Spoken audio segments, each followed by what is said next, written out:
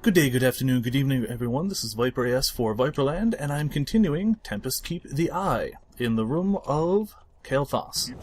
Now, this fight, especially if you are of any lower DPS spec or gear that might be under, I don't even know what I'm at now, around 530, anything under that, you should probably clear all of the trash. It's a really good idea, gives you room to play around with. There's a lot of crowd control, knockback, and fun stuff in this fight. And you don't want to make things harder on yourself. Realistically, you could probably manage without it, but it takes a few seconds. Now, I'm going to start the fight now, just because it's a bit of talking. There you go. So, Kael'Thas is clearly the target we want to kill, but he's going to give us his lieutenants one at a time first. I don't remember exactly, but I think it goes 1, 2, 3, 4, but I could be mistaken. We'll find out. If you're worried about the amount of crowd control that's going to come at you, the best thing to do is to pull the first two way the hell back here, because it's going to come at you. So even though I think I have enough damage to just burn through them without it really mattering, I'm going to do it this way. It's backwards. It's 1, 2. You want to pull the first two back here if you're worried about the crowd control, because the third one does a lot of crowd control. A lot of knockback, a lot of silencing. It'll be easier for you if you pull them all the way back here. It gives you that little bit of extra time to do the things you need to do before they catch up. So, alright, so given that first crit, I probably didn't need to pull him back here, but I'm going to show the way that I've always done it because it's worked for me in the past. So he talks a bit more, and then this guy should be the one to come at you, either him or him. I don't remember. There we go. And we pull him all the way back here, yada yada yada. Wait for him, blast him. Oh, yep, see? Because he does that too. Okay, so, I'm gonna get a little speed boost and go back up. Now it's her turn. Grand Astromancer, whoever. We don't want to pull her too far back. She's a ranged person, and when you get close, she'll very frequently cast a big AoE knockback. It'll interrupt whatever you're doing, and just be a huge pain in the ass. So this guy, I like to pull a little bit off to the side. You can bring him all the way back there if you want. I usually just bring him kinda over here. You can also do a lot of crowd control. You can do a thing that will stun you every few seconds for way too long.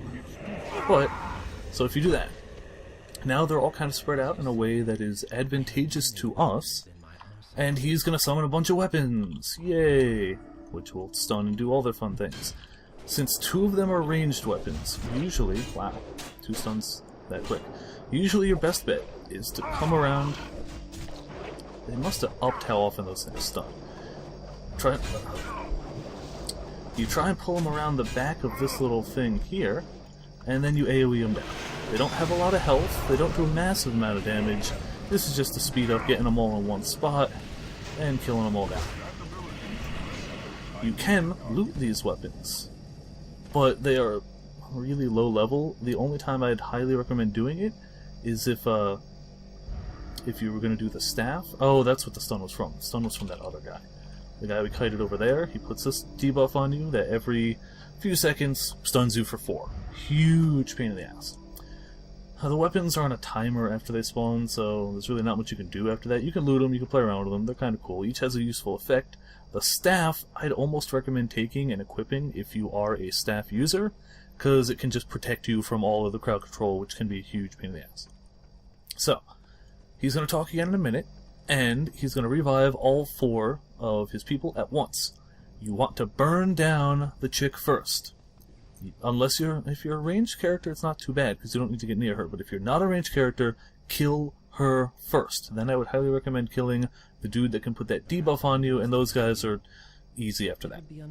Like, if you're just down to those 2 guys, you're okay. But that's why we spread them apart like this. We want her to die as quickly as possible, him next, and then them last. That's why they're going to start... See, look at that, already. 7-second disoriented. I need to get closer. You don't want that to happen off the bat, and it usually doesn't. Usually she'll just do the knockback. So those 2 are dead, and the easy 2 remain. He did put that minute-long debuff on us. It may, if you can take the hits, actually be worth just waiting for that debuff to go down before killing these guys.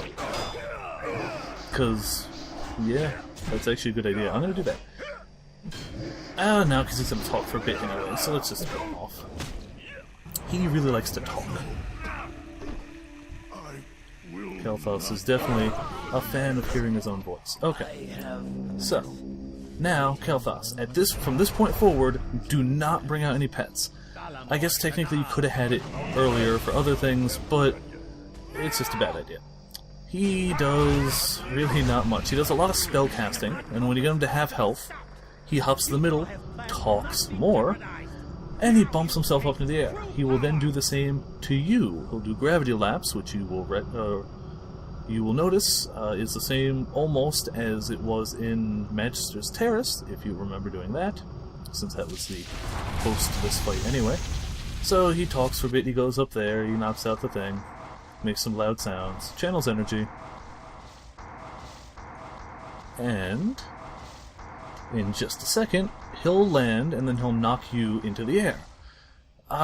It's a good idea to avoid touching the ground, I guess, but because it'll do damage, but it's not going to do a lot of damage, so, you know, whatever. Oh. I guess he didn't do the gravity laps. I've never seen that happen, so that's a thing.